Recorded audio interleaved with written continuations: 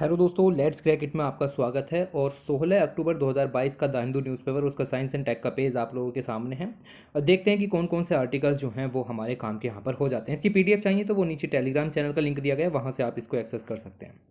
खैर, पहला आर्टिकल यहाँ पर दिया गया है कि lectures transcripted from English to the 5 Indian languages. Okay, तो यहाँ पर बेसिकली क्या हुआ है कि अलग अलग जो प्रोफेशनल कोर्सेज होते हैं उनके जो लेक्चर्स हैं जनरली इंग्लिश भाषा में दिए जाते हैं, जिससे कि बहुत सारे जो बच्चे हैं अलग अलग लैंग्वेजेस के, उनको वो लेक्चर्स का लाभ नहीं मिल पाता।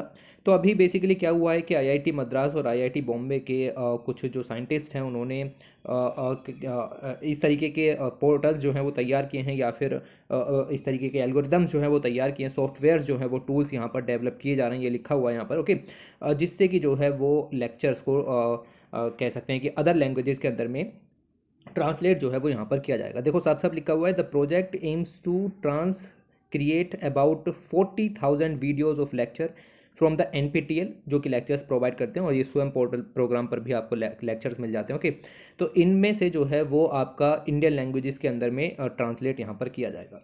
इससे ज़्यादा आपको कुछ नहीं जानना, आपको बस ये याद रखना है कि धीरे धीरे जो है वो लोगों की सुविधा के लिए काम किया जा रहा है। अभी अभी हाल ही में आप अगर न्यूज़पेपर पढ़ रहे हैं तो जो मेडिकल की बुक्स होती हैं, ओके, उनको भी मध्य प्रदेश के अंदर में हिंदी में ट्रांसलेट जो है वो यहाँ पर किया गया है, और उनको डिस्ट्रीब्यूट भी यहाँ पर किया गया हाल ही में। ओके, तो ये आर्टिकल बस इतना पढ़ना था, बाकी आपको इसके अंदर से और कुछ पॉइंट्स नहीं निकालने। इसके बाद यहाँ पर कुछ छोटे आर्टिकल्स भी दिए गए हैं। यहाँ पर लिखा हुआ है कि human brain cell injected into brains of a newborn rats. तो इसमें बेसिकली यहाँ पर क्या किया गया है कि ये देखने की कोशिश हो रही है कि जो ह्यूमन ब्रेन है उसके अंदर अलग अलग तरीके की डिजीज़ लगती रहती हैं, उसकी संरचना के बारे में और स्टडी करने की बात यहाँ पर हो रही है। तो एक छोटा सा ह्यूमन ब्रेन जो है वो बेसिकली जो रैट है उसके अंदर में ट्रांसप्लांट किया गया है, इंजेक्ट किया गया है ब्रेन की सेल्स को। तो देख सकते हो कि miniature human brain like structures transplanted into the rat, वो सिग्नल्स और रेस्पॉन्ड कर सकते हैं एनवायरमेंटल क्यूज़ को। तो जो सेल्स हमने यहाँ पर इंजेक्ट किए हैं या फिर जो रैट के अंदर में यहाँ पर डाले गए हैं, और उनसे हम यही जानने की कोशिश कर रहे हैं कि एनवायरमेंटल चेंजेस के कारण क्या क्या सिग्नल्स जो हैं वो ब्रेन के द्वारा यहाँ पर दिए जाते हैं। तो ब्रेन के ऊपर स्टडी हो रही है, स्टेम सेल थ्योरी का यूज़ किया गया है, जिसके बारे में मैंने पूरी डिटेल में वीडियो कवर की है। ओके, तो स्टेम सेल्स को निकाल करके ह्यूमन ब्रेन सेल्स के अंदर में कन्वर्ट किया गया, और कन्वर्ट करने के बाद इनको जो है वो इंजेक्ट किया गया इसके अंदर में। और इस अप्रोच से हमें ये पता लगेगा कि जो ह्यूमन ब्रेन के अंदर में डिसऑर्डर होते हैं उनसे कैसे लड़ा जाए, उनके लिए कौन कौन सी थेरेपीज़ जो हैं वो हमारे पास मौजूद हैं। और लेकिन कुछ इश्यूज़ भी निकल के आते हैं जब आप स्टेम सेल थेरेपी का यूज़ करते हो, जैसे कि रोडेंट ह्यूमन हाइब्रिड्स बनाने की कोशिश हो रही है। ये हो गया नहीं हो गया क्या, रोडेंट ह्यूमन हाइब्रिड, तो वही कंसर्न जो है वो निकल करके भी आते हैं। खैर, इसमें ज़्यादा डिटेल में नहीं जाना, आपको पता होना चाहिए कि स्टेम सेल थेरेपी, सोमेटिक और ये सब क्या होता है, उसको मैंने कवर कराया है। इसके बाद पाकिस्तान में भारी फ्लड्स आए, और फ्लड्स आने के कारण ये बात निकल कर के आई कि भाई जो कंट्रीज़ हैं जिनके पास ना तो मनी है ना ही टेक्नोलॉजी है क्लाइमेट चेंज से लड़ने के लिए, ऐसी सभी कंट्रीज़ को जस्टिस जो है वो नहीं मिल पा रहा है, that is called climate justice नहीं मिल पा रहा है। तो उसी की बात इस आर्टिकल के अंदर में की गई है। पाकिस्तान में फ्लड्स के कारण लगभग 1300 लोगों की डेथ भी हो गई। ओके, और लगभग 33 मिलियन लोग जो हैं वो अफेक्टेड भी हुए हैं। हाल ही में अब नवंबर के अंदर COP27 की मीटिंग होगी। आपने कमेंट में बताना है कि COP27 की मीटिंग कहाँ होगी। प्लीज़ गूगल मत कीजिएगा, क्योंकि कई बार मैंने आपको इस चीज़ को बताया है। तो COP27 की मीटिंग कहाँ पर होगी उसको बताइए, और वहाँ पर यही बात हो रही है कि क्लाइमेट जस्टिस से रिलेटेड कुछ निर्णय लिए जाएँ, साथ ही साथ लॉस एंड डैमेज से रिलेटेड भी जो इश्यूज़ हैं उनको एड्रेस किया जाए। लॉस एंड डैमेज का मतलब है कि क्लाइमेट चेंज के कारण जिन लोगों ने या फिर वल्नरेबल सेक्शन ने अपनी प्रॉपर्टी, लाइफ, उन सबको लॉस कर दिया, उनको उसका जो डैमेज है वो यहाँ पर दिया जाए, कंपनसेशन बेसिकली वो यहाँ पर दिया जाए। ओके, तो ये चीज़ें निकल करके आती हैं। आगे बात करें तो लिखा हुआ है, microbes in Mars make condition unfavourable. तो ये मार्स पर और अर्थ पर अलग अलग तरीके की स्टडी हो रही हैं, उनके एनवायरनमेंट के बीच में कंपैरिजन जो है वो किए जा रहे हैं। और यहाँ पर पता चला है कि जब मार्स पहले था, एंशियंट मार्स था, वहाँ पर hydrogen eating methane producing microbes जो हैं वो मौजूद थे, और उन्हीं की वजह से जो मार्स है वहाँ पर कंडीशंस जो हैं वो रहने लायक नहीं बची। सेम टाइप की जो माइक्रोब्स हैं वो अर्थ पर भी पाए जाते हैं, लेकिन अर्थ पर ये सर्वाइवल की कंडीशन पैदा कर दी। कहने का मतलब ये है कि माइक्रोब्स जो कि अर्थ पर पाए जाते थे उन्होंने कंडीशंस को फेवरेबल बनाया सर्वाइवल के लिए, जो मार्स पर पाए जाते थे उन्होंने अनफेवरेबल बनाया। यहाँ से ना तो प्री का कोई पॉइंट निकलता है ना ही मेंस का कोई पॉइंट निकलता है, आपको ज़्यादा डिटेल में नहीं जाना। ओके, इसके बाद ये आर्टिकल इंपॉर्टेंट है, वेरी वेरी इंपॉर्टेंट। यहाँ पर लिखा हुआ है neutralising antibodies against the multiple SARS COVID 2 variant. Okay, तो यहाँ आर्टिकल में आगे बढ़ने से पहले जनरली आपको पता होना चाहिए what is the monoclonal antibody, तब हम आगे जो है वो चलेंगे। तो पहले जानते हैं कि मोनोक्लोनल एंटीबॉडी क्या है और फिर ये आर्टिकल क्या कहने की कोशिश यहाँ पर कर रहा है। ओके, तो मोनोक्लोनल एंटीबॉडीज़ की अगर हम यहाँ पर बात करें तो हमारी बॉडी अलग अलग तरीके की एंटीबॉडीज़ यहाँ पर बनाती रहती हैं। आपके शरीर में कोई भी इन्फेक्शन हुआ तो आपके शरीर में एंटीबॉडीज़ जो हैं वो बन जाती हैं उसके अगेंस्ट में। ओके, अगर वही इन्फेक्शन या वायरस दोबारा से अटैक करता है तो आपकी बॉडी के अंदर में एंटीबॉडीज़ तुरंत एक्टिवेट हो जाती हैं, क्योंकि वो रिकॉग्नाइज कर लेती हैं कि हाँ भाई ये वायरस पहले भी आया था। लेकिन अगर कोई नया वायरस आया हो तो लाइक कोविड 19 या फिर सार्स कोविड 2, ओके, तो जो नए वायरस आता है जिसको नोवल वायरस, ओके, वो नोवल वायरस जो आता है आपकी बॉडी उसके अगेंस्ट में एंटीबॉडीज़ को प्रोड्यूस नहीं कर पाती है एकदम से। ओके, क्योंकि पहले पहचानना पड़ेगा फिर किस टाइप की एंटीबॉडीज़ बने, उसकी संरचना कैसी होनी चाहिए, उसके बाद एंटीबॉडीज़ जो हैं वो यहाँ पर बन करके आएंगी। तो कोविड 19 से अगर हम बेसिकली देखो, स्टडी कोविड 19 के ऊपर बेस है, तो थोड़ा कोविड 19 को पिक्चर में लेकर के चलते हैं। बाकी आप समझ सकते हो कि ये कोई भी वायरस और भी हो सकता है। तो कोविड 19 पहली बार अटैक किया तो एंटीबॉडीज़ एकदम से प्रोड्यूस यहाँ पर नहीं होंगी। तो ऐसे में काम आती हैं आपकी मोनोक्लोनल एंटीबॉडीज़। मोनोक्लोनल एंटीबॉडीज़ क्या हैं भाई? आपके शरीर में तो बनी नहीं अभी तक, थोड़ा टाइम लगेगा। तो हम क्या करते हैं कि हम इनको लैब के अंदर में बनाते हैं और ह्यूमन सिस्टम के अंदर में ट्रांसफ़र कर देते हैं। ओके, बात समझ में आई? तो मोनोक्लोनल एंटीबॉडीज़, इसकी शॉर्ट फॉर्म ये होती है, याद रखनी है, ठीक है, भूलना नहीं है, MABS। ओके, तो मोनोक्लोनल एंटीबॉडीज़ इसको कहा जाता है। तो इनको जो है वो लैब में बनाया जाता है एक पर्टिकुलर इन्फेक्शन से लड़ने में, इस केस में सार्स कोविड 2 या कोविड 19। ओके, और फिर इन्फ्यूज़न के थ्रू आपके शरीर में यहाँ पर डाल दी जाती हैं। तो याद रखना कि जो मोनोक्लोनल एंटीबॉडीज़ हैं आपके शरीर में फॉर्म नहीं होती हैं, ये लेबोरेटरी में फॉर्म करके आपके शरीर के अंदर में इंजेक्ट यहाँ पर की जाती हैं। तो ये इस पूरी प्रोसेस को जिसके द्वारा आपके शरीर में मोनोक्लोनल एंटीबॉडीज़ डाली गई, इसको कहते हैं MAB ट्रीटमेंट। ट्रीटमेंट क्यों? क्योंकि इससे कोविड 19 को रोका जा सकता है, क्योंकि आपके शरीर में एंटीबॉडीज़ जो हैं वो हमने डाल दी हैं। ओके, तो इससे जो है वो इसको लड़ा जा सकता है। और याद रखना कि कोविड 19 की जो हाई रिस्क कंडीशन होती हैं या फिर बहुत ज़्यादा सीरियस सिम्टम्स होते हैं, उसमें ये चीज़ बहुत ही बेनिफिशियल यहाँ पर हो जाती है। तो MAB ट्रीटमेंट के बारे में ये पॉइंट आपको पता होना चाहिए। याद रखना, मैं बार बार बता रहा हूँ कि कोविड 19 से अगर रिस्क बहुत ज़्यादा सीरियस है तब ये मोनोक्लोनल एंटीबॉडी ट्रीटमेंट आपके बहुत ही ज़्यादा काम में यहाँ पर आ सकता है। इसके द्वारा जो कोविड 19 वायरस है उसको ब्लॉक कर दिया जाता है, वायरस मल्टीप्लाई नहीं कर सकता। ओके, और आपके शरीर में एंटर तो हो गया है बट वो मल्टीप्लिकेशन नहीं हो सकता, उसकी जो संरचना उसको ब्लॉक किया जाता है।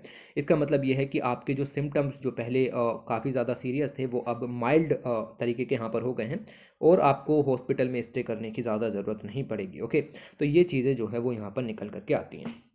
अब ये MAB ट्रीटमेंट जो है वो आपका कोविड 19 वैक्सीन से थोड़ा सा अलग है। देखो, दोनों में डिफरेंस भी यहाँ पर समझ लो। कोविड 19 वैक्सीन के द्वारा हम आपके शरीर में वैक्सीन लगाते हैं और वैक्सीन के द्वारा आपके शरीर में एंटीबॉडीज़ बनाने की कोशिश जो है वो यहाँ पर की जाती है। तो याद रखना, वैक्सीन दी है तो एंटीबॉडी आपके शरीर में बनेगी, लेकिन MAB ट्रीटमेंट में ऐसा नहीं होता है। यहाँ पर जो है वो लैब के अंदर में इस चीज़ को बनाया जाता है और फिर आपके शरीर में जो है वो इसको यहाँ पर डाला जाता है। ओके, तो ये पॉइंट जो है वो दोनों के बीच में डिफरेंस के रूप में आपको पता होना चाहिए। So if you have the virus, the MAB treatment gives your body the antibodies that it needs to protect itself. The MAB treatment does not replace the need for the immunity from the vaccine. तो vaccine के साथ साथ आप दोनों, मतलब दोनों को simultaneously भी यूज़ यहाँ पर किया जा सकता है, बट इसको तभी यूज़ करें जब रिस्क जो है वो काफ़ी ज़्यादा यहाँ पर हो कोविड 19 से। मतलब वायरल लोड जिसको कहते हैं ना, जिसको वायरल लोड, ये अगर काफ़ी ज़्यादा है तब आप इस ट्रीटमेंट को यहाँ पर जो है वो इस्तेमाल करोगे। तो मोनोक्लोनल एंटीबॉडीज़ के बारे में इतना पता होना चाहिए। अब ये कुछ लोग विकीपीडिया खोल के देखेंगे तो ये पूरा का पूरा इमेज जो है वो उनके सामने आ जाएगा। कुछ काम का नहीं है यहाँ से हमारे, ये सब मैंने पढ़ दिया, ये किसी काम का नहीं है। ये इमेज भी अभी आपको यहाँ पर छोड़ देनी है। मोनोक्लोनल एंटीबॉडी लिखा हुआ है, इसकी शॉर्ट फॉर्म है MAB। ये एंटीबॉडीज़ हैं जो कि एक सेल से बनाई जाती हैं आपकी, अब बेसिकली कह सकते हैं कि लेबोरेटरीज़ के अंदर में। और चूंकि ये एक तरीके से इम्यूनिटी प्रदान करेंगी तो सिंपल सी बात यह है कि इसमें वाइट ब्लड सेल्स का रोल होगा, क्योंकि वो हमारे शरीर में इम्यूनिटी का काम यहाँ पर करती हैं बेसिकली। ओके, तो वायरस से लड़ने में अगर किसी भी सेल का निर्माण कर रहे हैं तो वो ऑब्वियस सी बात है कि वाइट ब्लड सेल के द्वारा देखने के लिए मिलेगा। ओके, तो ये चीज़ें हैं। अब इसको जो लैब में बनाया जाता है, उस लैब में बनाने के लिए एक तकनीक का इस्तेमाल किया जाता है जिसको हाइब्रिडोमा टेक्नोलॉजी, ये रही आपकी। ओके, तो इस टेक्नोलॉजी के इस्तेमाल के जरिए हम जो है वो मोनोक्लोनल एंटीबॉडीज़ जो है वो तैयार करते हैं। जस्ट इतना पॉइंट आपको यहाँ पर याद रखना है। इसमें बेसिकली होता क्या है, मैं एक जनरल आइडिया देता हूँ, पूरा रटने की ज़रूरत नहीं है। इसमें हम जो है वो वायरस से एक चूहे को जो है वो चूहे को वायरस देते हैं। अब वायरस देंगे तो उसके शरीर में एंटीबॉडीज़ बननी शुरू हो जाएंगी। उन एंटीबॉडीज़ को निकाल करके उनका मल्टीप्लिकेशन यानी कि उनकी कल्चर यहाँ पर की जाती है, और कल्चर करके कई सारी जो इस तरीके की मोनोक्लोनल एंटीबॉडीज़ हैं वो यहाँ पर तैयार कर सकते हैं एक पर्टिकुलर वायरस के लिए। ओके, ये मिलेगा। Hybridoma technology is one of the common method that is used to produce the monoclonal antibody. Just इतनी लाइन अगर आप याद रख लेते हैं तो क्वेश्चन आएगा कि हाइब्रिडोमा टेक्नोलॉजी निम्नलिखित में से किस चीज़ में इस्तेमाल की जाती है। चार ऑप्शन में से एक यहाँ पर आपका सही हो जाएगा। इसमें जो आपकी एंटीबॉडी प्रोड्यूसिंग लिम्फोसाइट्स होती हैं उनको चूहे से अलग कर लिया जाता है, और चूहे से अलग करके स्पेसिफिक एंटीजन दिया जाता है, और फिर जो सेल्स उसके शरीर में यहाँ पर बनती हैं उनको हाइब्रिडोमा सेल लाइन वगैरह कहते हैं। इतना जानने की ज़रूरत नहीं थी, आपको सिर्फ पता होना चाहिए था कि हाइब्रिडोमा टेक्नोलॉजी के जरिए मोनोक्लोनल एंटीबॉडीज़ जो हैं वो तैयार की जाती हैं। अब आ जाते हैं आर्टिकल पर, और आर्टिकल में क्या लिखा हुआ है उसको समझते हैं। ये जो हाइब्रिडोमा टेक्नोलॉजी है, लगभग 1975 से हम इसके द्वारा मोनोक्लोनल एंटीबॉडीज़ की डिस्कवरी यहाँ पर कर रहे हैं। ओके, तो ये चीज़ यहाँ पर आपको क्लियर हो गई। लेकिन अब कुछ नई चीज़ें भी निकल करके आ रही हैं। ओके, नए जो और कह सकते हैं कि रिसर्च निकल करके आ रहे हैं। Very recently labs in India started to establish these human monoclonal antibody platform to tackle the public health concern specific to the India. तो इंडिया में अलग अलग तरीके के पब्लिक हेल्थ कंसर्न हैं। आप देखोगे कि कोविड-19 से अलग भी हैं, लाइक टीबी वगैरह हैं, इन सबसे भी हम अभी लड़ नहीं पा रहे हैं। मलेरिया है, इनकी सिचुएशन को हम अभी एलिमिनेट नहीं कर पा रहे हैं। तो उससे लड़ने के लिए भी अब जो है वो ये तकनीक का इस्तेमाल किया जाएगा। खैर, अभी इसके डिटेल में नहीं जाना, आपको मोनोक्लोनल एंटीबॉडीज़ के बारे में पता होना चाहिए था। अभी आर्टिकल ख़त्म नहीं हुआ है, इस आर्टिकल को पूरा देखते हैं। ये तो हो गई आपकी कि क्या चीज़ आर्टिकल में डिस्कस हो रही है। एक चीज़ और आपको यहाँ पर ध्यान में रखनी है। एक होता है आपका that's called receptor binding domain. Okay, थोड़ा सा डिटेल में चले जाते हैं क्या दिक्कत है। Okay, this is called RBD. RBD basically कोविड-19 के अंदर में जो स्पाइक प्रोटीन होती हैं, जो आगे आपके देखने के लिए मिल रहा है ना ये सब, तो इसमें ये स्पाइक प्रोटीन है। स्पाइक प्रोटीन में ऐसा एरिया जो कि आपकी शरीर की बॉडी सेल से जाकर के मिलेगा, उसको कहा जाता है रिसेप्टर बाइंडिंग डोमेन। तो ये वाला जो एरिया है ये आपके शरीर की सेल्स से जाकर के अटैच होता है और वायरस के रेप्लिकेशन में मदद करता है। ओके, फिर यहाँ से जो आरएनए मटेरियल है उसका एक्सचेंज होता है और आपके शरीर में कोविड-19 फैलता रहता है। ओके, तो ये जो एरिया है इसको थोड़ा सा ध्यान में रखो, जिसको रिसेप्टर बाइंडिंग डोमेन। ये हो गया आपका रिसेप्टर बाइंडिंग डोमेन। तो ये चीज़ आ गई यहाँ पर, ये रही, मैंने गोला किया हुआ है। ओके, रेड कलर से करता हूँ, लिखा हुआ है आरबीडी। तो ये कोविड-19 का एरिया है। दूसरी तरफ आपका यहाँ पर बेसिकली जो सेल्स होंगी आपके शरीर की, ये वाली, इस सेल का जो प्रोटीन होगा, स्पाइक प्रोटीन, उसको कहा जाता है ACE2। ACE2। ओके, तो ये दोनों जो हैं उनका आपस में कह सकते हैं कि इंटरफेस होता है, ये आपस में मिलती है, इंटरेक्शन होता है, और उसी इंटरेक्शन के कारण में जेनेटिक मटेरियल जो है वो एक चीज़ से दूसरी चीज़ में ट्रांसफ़र होता है। लाइक आप देख सकते हो यहाँ से SARS-CoV-2 की एंट्री आपके शरीर में होनी शुरू हो गई है। तो ये जो बाइंडिंग इंटरफेस है, जिसको मैंने यहाँ पर ब्लैक कलर से जो है वो कर दिया है, ये जो एरिया है हमें इसको जुड़ने से रोकना होता है। जुड़ने से रोकने का मतलब ये है कि इसको जुड़ने से रोकने के लिए आपको कुछ ऐसी प्रोटीन या सेल्स कुछ ना कुछ डेवलप करना पड़ेगा जो कि इसको जोड़ने से यहाँ पर रोकेगा। तो यही काम जो है वो आपका मोनोक्लोनल एंटीबॉडीज़ करती हैं। मोनोक्लोनल एंटीबॉडीज़ आरबीडी और ACE2 के बीच में इस चीज़ को रोकने का काम यहाँ पर करती हैं। अब याद रखना कि ये संरचना और ये संरचना को देख करके भी मोनोक्लोनल एंटीबॉडीज़ बनाई जाती हैं, जो कि यहाँ जाकर के अटैच हो जाती हैं और आरबीडी और ACE2 को जुड़ने से रोकती हैं। लेकिन अगर वायरस में म्यूटेशन हो गए तो, समझ रहे हैं ना, अब अगर वायरस में चेंजेस हो गए तो वायरस की स्पाइक प्रोटीन की संरचना लेट से पहले इस तरीके की थी, लेकिन अब बदल करके वो मान लो कि इस तरीके की हो गई। ओके, तो फिर आप समझिए कि जो मोनोक्लोनल एंटीबॉडीज़ हैं वो यहाँ पर फेल हो जाएंगी, ये इसको ब्लॉक नहीं कर पाएंगी आगे। ओके, क्योंकि उनकी भी अपनी स्पेसिफिक संरचना होगी। तो अब क्या हुआ है, अब क्या हुआ है, तो अब यही काम हुआ है कि हमने इस तरीके की मोनोक्लोनल एंटीबॉडीज़ जो हैं वो तैयार की हैं, जो कि सिर्फ एक ही तरीके के SARS-CoV-2 वायरस के लिए नहीं बल्कि किसी भी वेरिएंट के लिए काम में आ सकती हैं। बात समझ में आई? तो कोई भी वेरिएंट यानी कि कोविड-19 की स्पाइक प्रोटीन में किसी भी तरीके का चेंज हो जाए, मोनोक्लोनल एंटीबॉडीज़ आरबीडी और ACE2 के बीच के एरिया को जुड़ने नहीं देंगे। सिंपल सी बात है। अब ये जुड़ने नहीं देंगी तो सिंपल सी बात ये है कि जो जेनेटिक मटेरियल है वो ट्रांसफ़र नहीं हो पाएगा, आपके शरीर में कोविड-19 फैल नहीं पाएगा। तो ये पॉइंट जो है वो निकल के आया। किसने स्टडी की, कैसे की, नॉट इम्पोर्टेंट। और इसमें जो है वो आपको ये याद रखना है कि जो पहले मोनोक्लोनल थेरेपीज़ हम यहाँ पर यूज़ करते हैं वो आरबीडी और ACE2 के बीच का जो एरिया है उसको यहाँ पर ब्लॉक कर देती है और वायरस को फैलने से रोकती है। लेकिन कभी कभी जो है वो जेनेटिक कह सकते हैं कि म्यूटेशन हो जाते हैं, म्यूटेशन के कारण वेरिएंट जो है वो आते हैं और जो आरबीडी एरिया है उसमें चेंजेस हो जाते हैं। चेंजेस होने के कारण हमें नई मोनोक्लोनल एंटीबॉडीज़ की ज़रूरत पड़ती है। तो जब नई एंटीबॉडीज़ की ज़रूरत पड़ेगी तो उसमें भी टाइम लगेगा, उसमें टाइम लगेगा। तो ये काम अब यहाँ पर किया गया है कि जो नई एंटीबॉडीज़ बनाई गई हैं वो आपकी एक्टिवली तरीके से जो आरबीडी और AC2 का एरिया है, ओके, उसको यहाँ पर ब्लॉक करती हैं, चाहे किसी भी तरीके का म्यूटेशन क्यों ना हो जाए। ओके, तो ये चीज़ जो है वो यहाँ पर ध्यान रख लो। थोड़ी सी डिटेल में चली गई है, ओके, बट पिक्चर्स के ज़रिए जो है वो थोड़ा सा इसको याद रखने की कोशिश करो कि क्या बात जो है वो बताने की कोशिश हो रही है। ओके, इतना यहाँ पर ध्यान रखना है, बाकी चीज़ों को इग्नोर भी कर दोगे तो भी चलेगा। इनकी ये जो एंटीबॉडीज़ नई बनाई गई हैं, मोनोक्लोनल एंटीबॉडीज़ ही हैं, ये नई तरीके से बनाई गई हैं।